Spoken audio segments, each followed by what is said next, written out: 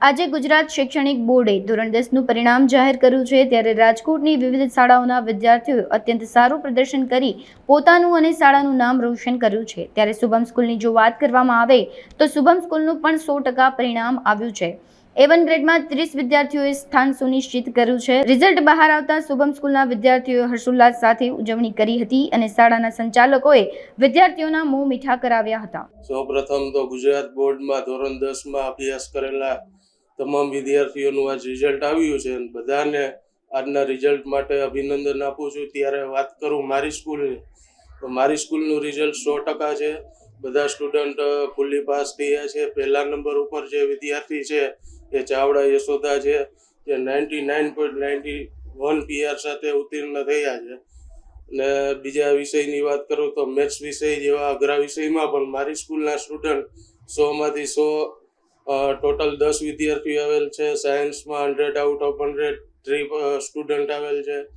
એમ બધા વિષયોમાં ખૂબ સારા માર્ક સાથે બધા ઉત્તીર્ણ થયા છે। શુભમ સ્કૂલની કંઈક અલગ જ સ્ટ્રેટેજી રહી છે, જે સવારે અને આફ્ટરનૂન બંને ટાઈમમાં સ્કૂલિંગમાં બાળકોને બોલાવે છે અને એક્ઝામના રાઉન્ડ પણ ખૂબ સારા લઈએ છે, જેનું આજ પરિણામ છે। આગામી બોર્ડની એક્ઝામમાં પણ આનાથી પણ વધુ સારું પરિણામ શુભમ શાળા લઈ આવે એવા પ્રયત્ન હરહંમેશ રહેશે। મારું નામ ચાવડા યશોદા છે।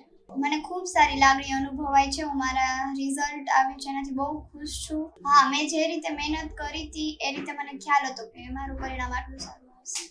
શુભમ સ્કૂલ બહુ સારી પ્રિપરેશન કરાવતી હતી। અમને સવારથી લઈ અને સાંજના 5 વાગ્યા સુધી અમે અહીંયા સ્કૂલે ટ્યુશન પણ અહીંયા જ હતું।